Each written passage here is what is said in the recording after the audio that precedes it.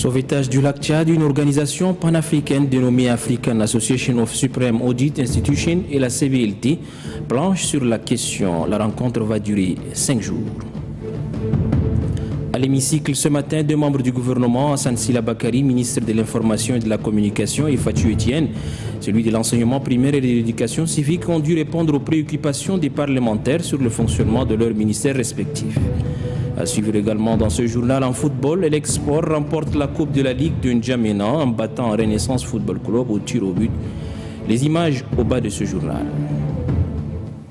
Madame, Messieurs, bonsoir et bienvenue au journal de 20h. En raison de l'indisponibilité de notre éditorialiste, nous vous proposons en rediffusion le numéro qui porte sur la contribution de la diaspora dans le développement socio-économique du pays. Ahmed Makaïla. Qui se souvient encore du forum sur les énergies renouvelables tenu ici même à N'Djamena? Bien sûr que beaucoup, dont moi-même, une organisation réussie, une méga foire, une success story comme disent les Américains, des invités de marque et de choix, une méga foire achalandée, des stands bien éclairés avec la cerise sur le gâteau, le parrainage du chef de l'État.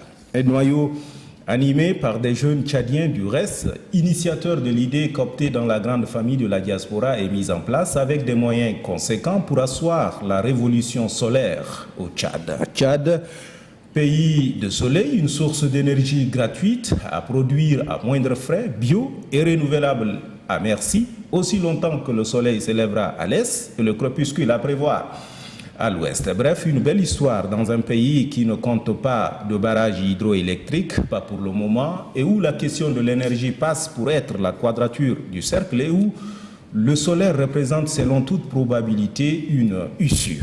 Le pays est brûlé 12 mois sur 12 avec des pics de température qui culminent à 45 voire 50 selon les saisons et les zones. Aujourd'hui, c'est à croire si nos jeunes venus de la diaspora ne nous ont-ils pas vendu un éléphant blanc. Rien que l'organisation du forum aura coûté au bas mot aux contribuables tchadiens près de 900 millions de francs CFA.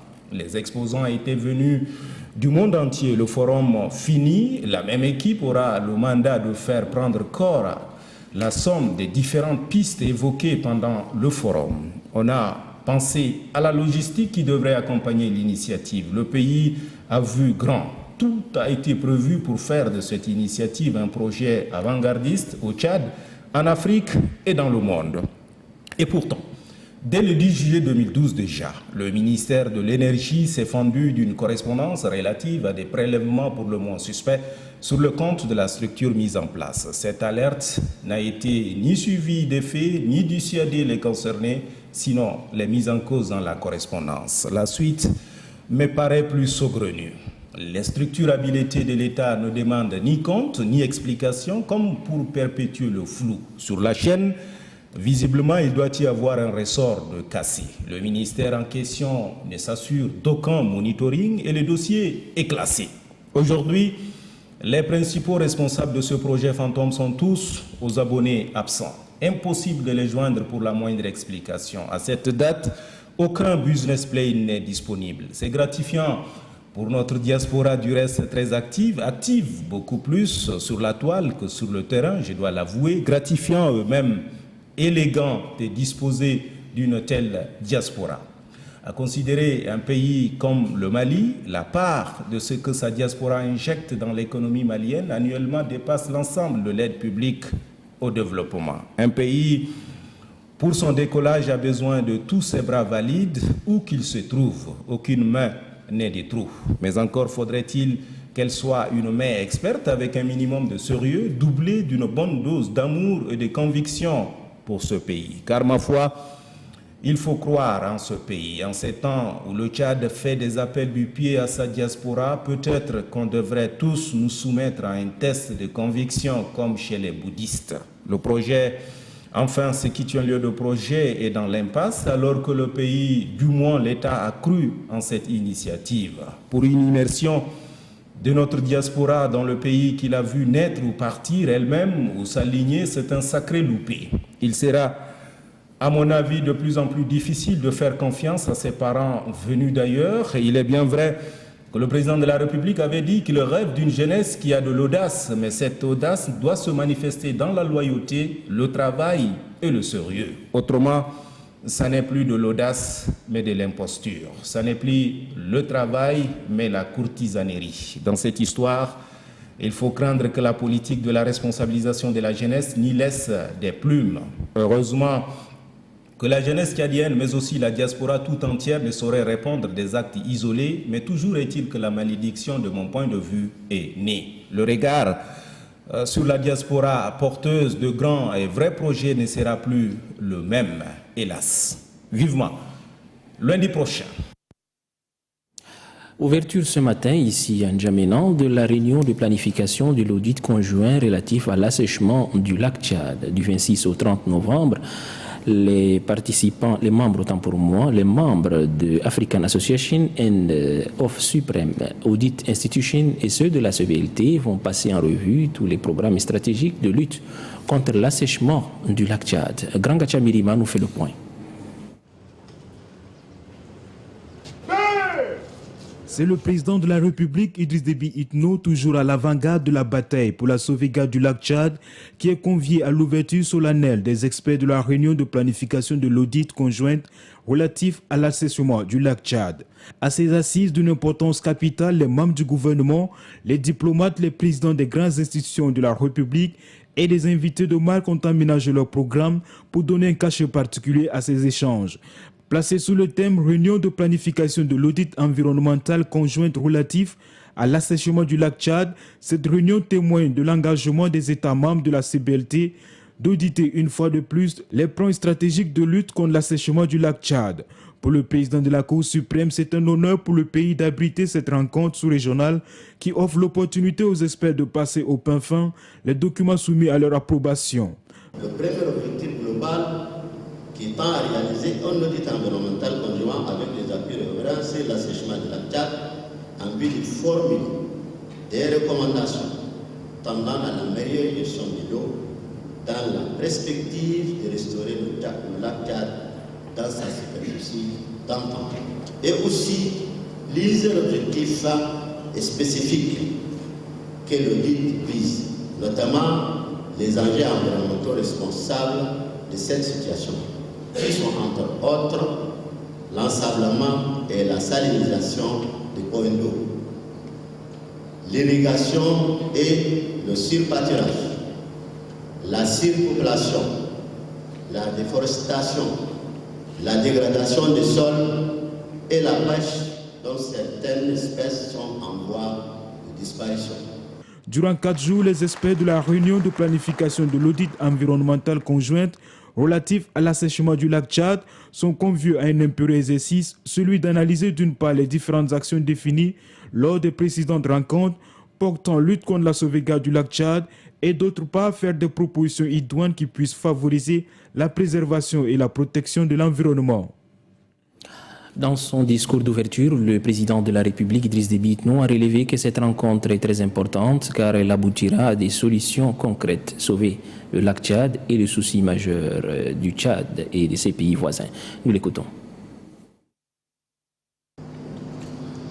Je suis venu à cette rencontre pour vous redonner mon attachement à la restauration des écosystèmes dans le bassin du lac Tchad. Ma conviction est qu'il faut redonner à cette ressource naturelle la dimension qu'elle mérite pour l'ensemble des populations de son bassin. Qu'ils soient centrafricains, camerounais, nigériens, chacun des habitants a tiré dans le passé et encore aujourd'hui l'essentiel de sa subsistance.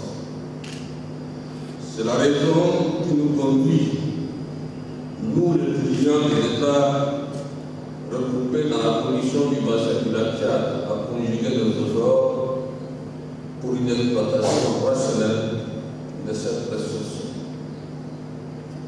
Je me réjouis de constater que les institutions de contrôle de nos États aient bien perçu la portée des engagements souscrits par le gouvernement dans ce sens.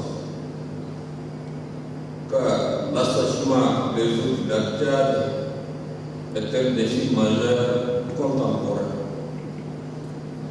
Nous devons y faire face avec la plus grande rigueur et la plus grande vigilance. Distingués invités, mesdames et messieurs, à plusieurs occasions, nous avons lancé des appels à la communauté internationale afin que se tiennent des rencontres de réflexion, d'échange et en effet d'inverser la tendance à la dégradation des eaux et des terres de cet écosystème. La question suivante mérite d'être posée. Pourquoi un audit environnemental conjoint sur le lac Tchad? Plusieurs raisons peuvent être évoquées. Le but utile est d'aboutir à des résultats permettant à des études déjà effectuées de mieux mesurer l'effort fait pour combattre l'assèchement. Nous voulons ici exprimer notre satisfaction de constater que les institutions supérieures de contrôle, tant au niveau mondial que régional, peuvent apporter aussi leur contribution à travers cette lutte environnementale conjointe. Il est prêt de vous rappeler que la finalité de cette audit doit viser non seulement une meilleure gestion de l'eau dans la perspective de restaurer le lac Tchad dans sa superficie dans le temps, mais aussi de sauver l'ensemble des biodiversités et de conserver les espèces vivantes. L'audit environnemental conjoint sur l'assèchement du lac Tchad va constituer certainement un extraordinaire mode de recherche, de réflexion et d'analyse. Point n'est besoin de rappeler que le lac Tchad fait vivre directement de 30 millions d'habitants à travers différentes activités socio-économiques.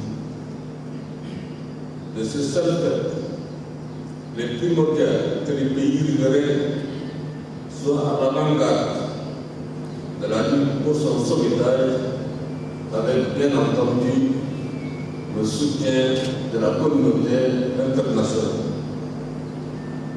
Mesdames et messieurs, les chercheurs et les chercheurs d'Afrique et du reste du monde ont pris sur leur temps pour nous faire partager leurs travaux de recherche et d'investigation sur le terrain.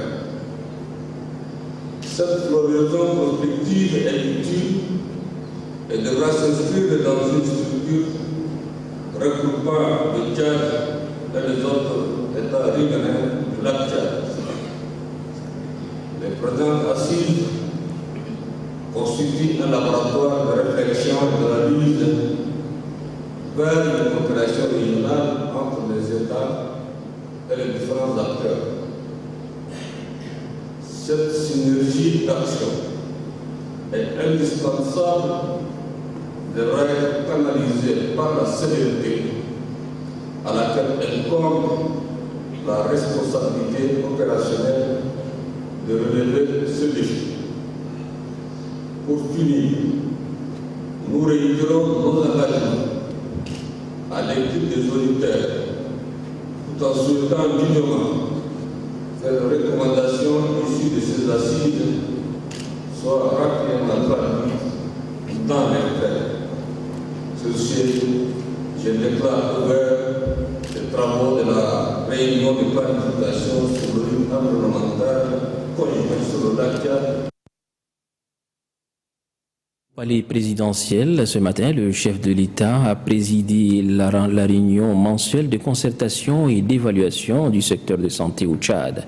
Étaient présents à la réunion quelques membres du gouvernement, différents responsables des structures sanitaires et les partenaires au développement. Nassour Noudjiti.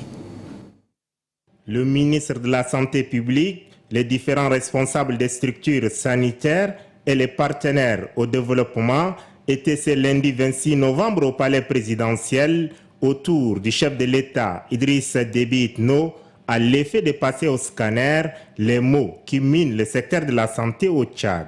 Ces mots ont pour nom paludisme, tuberculose, VIH-Sida, méningite, etc. Il ressort de l'évaluation faite contre la poliomyélite que la riposte a été énergique et le Tchad est sur le point d'anéantir cette maladie invalidante, comme en témoigne le ministre de la Santé publique. La semaine dernière, CDC Atlanta, qui est la référence en matière de surveillance épidémiologique au plan international, a relevé que le Tchad avait fait de gros progrès par rapport à l'année dernière où, vous savez, 132 cas de polio étaient notés. Nous sommes actuellement à 5 cas. Le Tchad, sous l'impulsion du président de la République, Idriss Déby Itno, a fourni des efforts considérables pour améliorer la santé de sa population. Des efforts salués par les partenaires, à l'exemple du Fonds mondial qui a réitéré son engagement d'augmenter le fonds alloué au Tchad. Courant novembre, une importante délégation du Fonds mondial est venue ici. Depuis 2004, le Fonds mondial a intervenu pour 52 milliards de francs CFA concernant les 3 maladies. Cela a été évalué et en gros, je pense que le chef d'État a jugé positivement l'intervention du Fonds mondial ici. Rendez-vous est pris pour la dernière décade du mois de décembre. Ça sera certainement avec un autre ordre du jour et d'autres bonnes nouvelles. Volet santé toujours, où le ministère en charge du département, en collaboration avec l'UNFPA, organise depuis ce matin à la Bibliothèque nationale une rencontre de travail regroupant les leaders religieux et traditionnels. Cette rencontre est basée sur le plaidoyer en faveur de la planification familiale. Marali Joséphine, reportage. Les leaders religieux et traditionnels constituent des personnes influentes dans les prises de décision et particulièrement en santé de la reproduction. En organisant cette rencontre d'échange dans le cadre du plaidoyer en faveur de la planification familiale, le ministère de la Santé publique et l'UNFPA, son principal partenaire, entendent impliquer directement ses responsables coutumiers et religieux dans la lutte contre la mortalité maternelle et infantile, dont le taux va croissant au Tchad. Outre cet objectif, c'est aussi une manière pour les 2 collaborateurs en matière de santé de chercher une stratégie d'approche pouvant amener les femmes en âge de procréer à fréquenter massivement les structures sanitaires. Ces échanges vont tourner autour des thèmes liés aux questions de la planification familiale telles que les droits humains, politiques et normes en santé de la reproduction en vigueur au Tchad, les bénéfices sanitaires de l'espacement de naissance et les différentes méthodes contraceptives disponibles au pays. Pour le représentant adjoint de l'UNFPA, Mohamed Lamine Oud Moustaba, son institution est disposée à collaborer avec les responsables de ces organisations pour la mise en œuvre de son programme d'ici 2015. Pour lui, ces leaders doivent mobiliser et sensibiliser leur entourage à l'utilisation des services de santé afin d'améliorer la santé de la population tchadienne. Cette nouvelle brève, le ministre des Affaires étrangères Moussa Faki Mahamat a quitté N'Djamena ce jour pour Kinshasa. Il est accompagné du secrétaire général de la CEAC, Nassour Gelendouxia Ouaïdou. Le chef de la diplomatie tchadienne est porteur d'un message du président de la République, président en exercice de la CEAC, Idriss Déby Itno, au président de la RDC, Joseph Kabila. Le message a trait à la situation qui prévaut en RDC.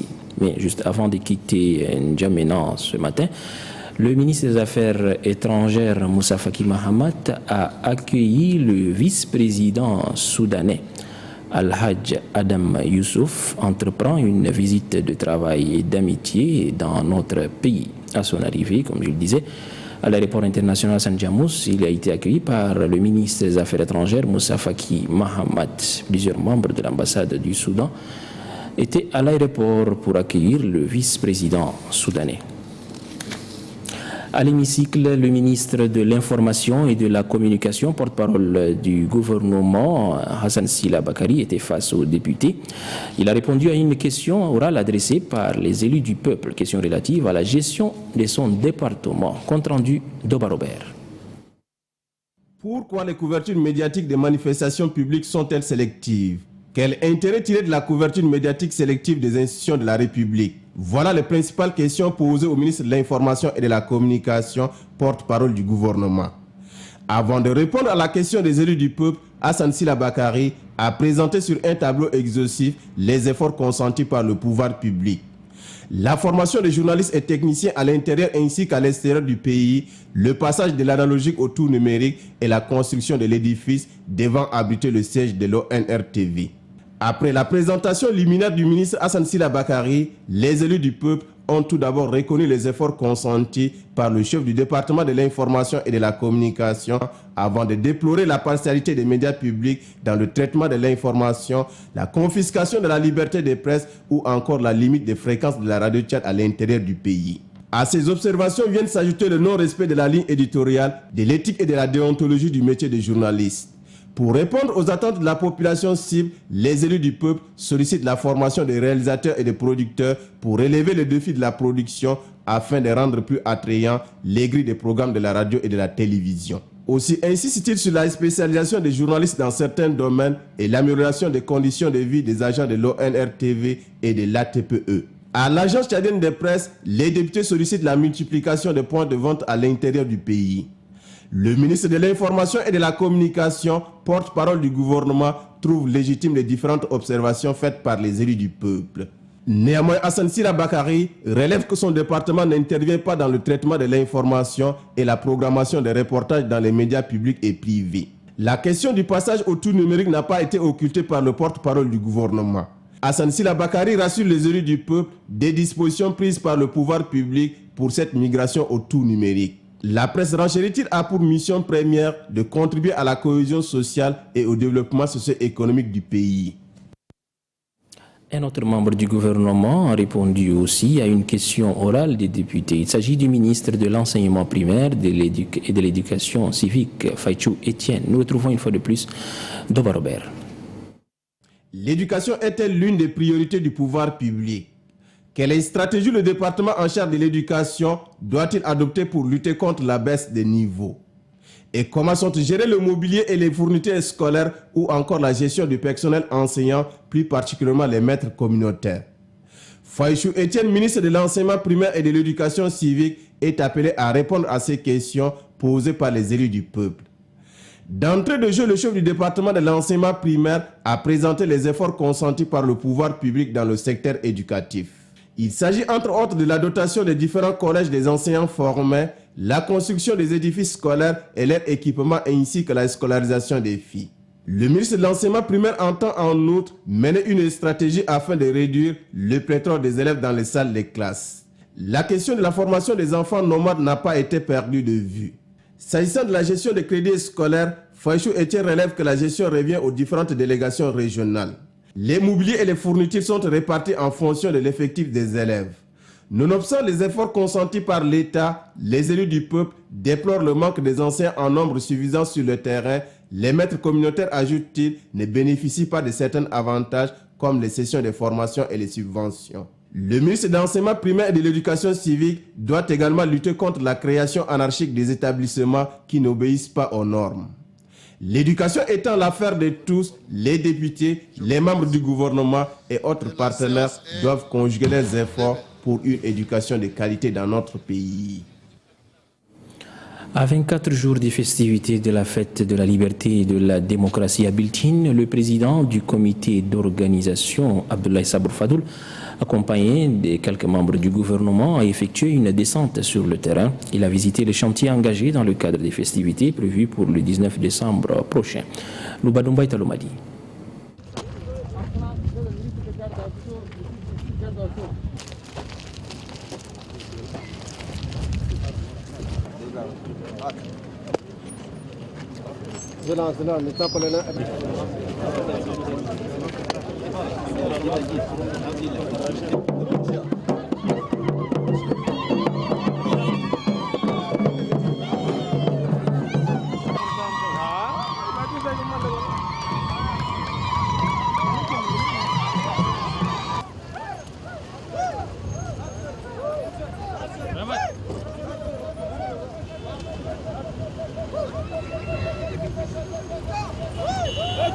Hey!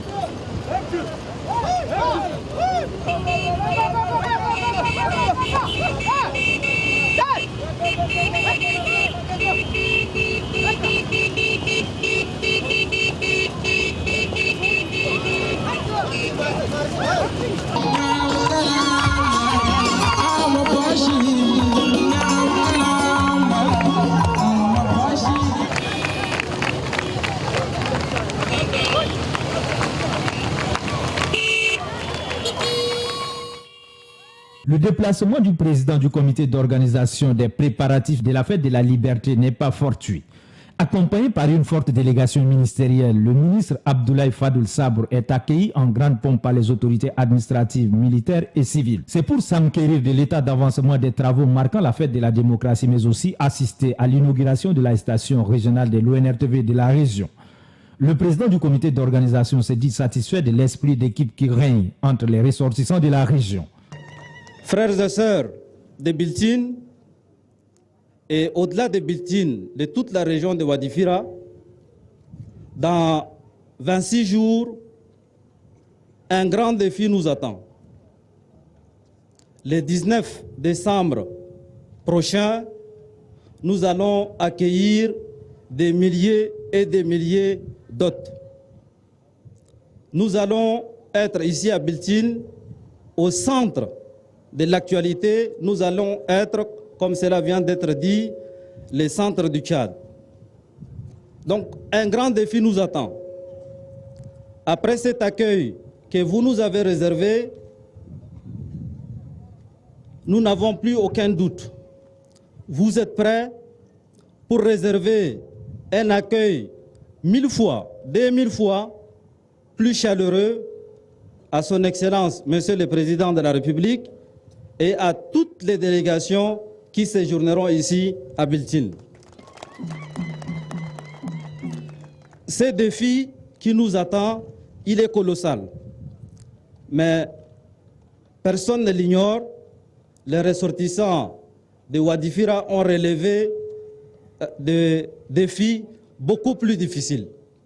Vous avez montré que vous êtes déjà prêts pour la fête. Je demande à tous les ressortissants de la région, qu'ils soient ici à Biltine ou dans les autres départements, qu'ils soient en N'Djamena ou dans toutes les régions du pays, d'être solidaires, d'être complémentaires pour que la fête soit la plus belle possible ici à Biltine. C'est le message cher que j'ai à adresser à tous les ressortissants de Wadifira. Nous allons nous serrer les coudes, nous allons nous aider les uns les autres pour réussir ces festivités nationales. Pour se rendre à l'évidence, la délégation conduite par le président du comité d'organisation et les membres du gouvernement ayant fait le déplacement ont visité successivement l'aérodrome de la ville de Biltine, l'hôtel et les différentes rues, ainsi que les conduits d'eau potable et d'électricité de la ville. Pour le directeur général de la SRB, la date du 10 décembre est retenue pour remettre les clés des ouvrages construits au comité d'organisation. Pour le maire de la ville, sa circonscription est prête pour accueillir les festivités de la journée de la liberté et de la démocratie. Des instructions fermes ont été données aux différents chefs de chantier. Ces instructions vont dans le sens du respect des délais des contrats d'exécution et de la qualité des ouvrages administratifs à réaliser. Des faux billets des banques circulent dans la région du Moyen-Chari depuis un certain temps. Le réseau de fabrication de ces faux billets est démantelé par la brigade territoriale de Lac-Hiro. Les explications du gouverneur de la région du Moyen-Chari. Des vrais faux billets d'un montant de 620 000 avec les circuits d'utilisation. Si on a pu mettre la main une deuxième fois sur cette pratique mafieuse, c'est grâce à nos services de renseignement et de sécurité, l'ANES. Les gens ont été surpris au Lac-Hiro, mais cette fois-ci pour la deuxième fois. Ces mêmes billets ont fait l'objet d'un PV dûment transmis par la brigade territoriale de Roro à la justice de paix de Kiabé. La personne étant arrêtée avec un montant de 4 millions de ce billet. Curieusement, nous nous retrouvons aujourd'hui devant une situation où il semblerait que le premier arrêté ait disparu de prison, mais les fonds ont commencé par circuler. Et le circuit a abouti ici, il y a même le fils du secrétaire greffier et que le secrétaire greffier que vous voyez devant vous là-bas. Ce dossier, il est tellement important que nous pensons que ça mérite une enquête approfondie et spéciale. C'est pourquoi nous avons, devant cette présentation, fait appel au procureur de la République. Ici, il s'agit non seulement des délinquants, mais il s'agit aussi de leurs complices au sein de l'appareil judiciaire. Donc nous voudrons que ça soit démantelé et que des sanctions appropriées soient prises. Mohamed Mouloudi Zadine, gouverneur de la région du Moyen-Chari. Créé en octobre 2010, le bureau de soutien, le Baobab, vient de célébrer son 2e anniversaire. C'est la ville d'Ati qui a servi de cadre à la célébration de l'événement. Adoum Abdelkader. Applaudissez fort. Le bureau de soutien Baobab, l'une des plus importantes structures de soutien du mouvement patriotique du salut, célèbre ses 2 ans d'existence. Et c'est la ville d'Ati qui a l'honneur d'accueillir les festivités de ce 2e anniversaire. Pour commémorer l'an 2 du bureau de soutien Baobab, le comité d'organisation a mis le petit plat dans les grands pour rendre la fête agréable. Cet anniversaire est aussi une occasion pour l'équipe dirigeante de cette organisation de faire valoir la renaissance du Tchad prônée par le président de la République Idriss Déby Itno. Et le choix de la région du Bata pour célébrer ce 2e anniversaire n'est pas fortuit. Ce choix relève de l'importance que cette région accorde aux actions du président fondateur du MPS, le camarade Idriss Déby Itno. Mais aussi l'engagement des filles et fils du Bata dans la lutte que mène le président Déby dans l'émergence d'un Tchad fort, uni et prospère.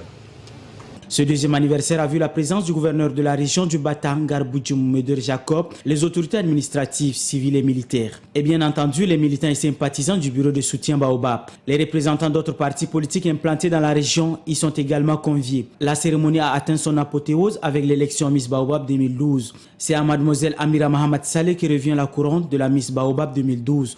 Elle empoche 1 million de francs CFA.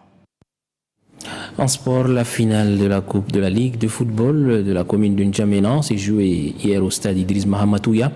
Elle a mis aux prises l'Export à Renaissance, une finale remportée par les électriciens suite aux épreuves de tir au but. Kadnouba Théophile. Renaissance Football Club, tout puissant Elec-Sport. Cette affiche qui met aux prises les 2 vieilles équipes de la capitale a tenu toutes ses promesses. Les footballeurs de Renaissance qui ont fait un parcours sans faute depuis le début de la phase retour ont entamé le match avec beaucoup de détermination. Ils développent un jeu cohérent dans un bon mouvement d'ensemble qui met en difficulté leurs adversaires. Cette domination va se concrétiser à la 12e minute par un but signé Yaman Abakar. Quelque peu désorganisés sur le plan technique, les électriciens qui ont du mal à retrouver leur rythme du jeu vont subir la pression de leurs adversaires durant une bonne partie de la première mi-temps. C'est après une demi-heure qu'ils harmonisent leur jeu. Ils mettent à rude épreuve les verts rouges qui se jettent dans les actes d'anti-jeu. Ce réveil tardif des électriciens amène les 2 équipes à regagner le vestiaire sur le score de parité, 1 but partout. À la reprise, les sociétaires de la CGCOP reprennent le contrôle des opérations. Ils multiplient des actions dangereuses dans le camp des jaunes et noirs, mais ils sont approximatifs dans les dernières actions. Comme en première mi-temps, les joueurs de l'Elec-Sport se réveillent dans les 20 dernières minutes. Ils mettent les défenseurs de Renaissance sur des charbons ardents, mais pêchent également à la finition. À la fin du temps réglementaire, les 2 équipes sont à égalité, 1 but partout. Et comme il s'agit d'une finale, les 2 équipes ont été soumises à l'épreuve fatidique des tirs au but par le trio arbitral dirigé par Djumfoun. Mamad Ateib, le portier de l'Elec-Sport, qui se trouve dans ces beaux jours, permet donc à son club de gagner le trophée mis en jeu par la Ligue de football de la commune de N'Djamena. Pour le ministre de la Jeunesse et des Sports, les 2 équipes ont présenté un bon spectacle. Avec cette victoire du tout-puissant Elec-Sport, la Fédération tchadienne de football association connaît désormais ses représentants en Coupe des clubs de la Confédération africaine de football. Voilà, c'est ici que s'achève ce journal télévisé en français. Merci de l'avoir suivi. Au revoir et à bientôt.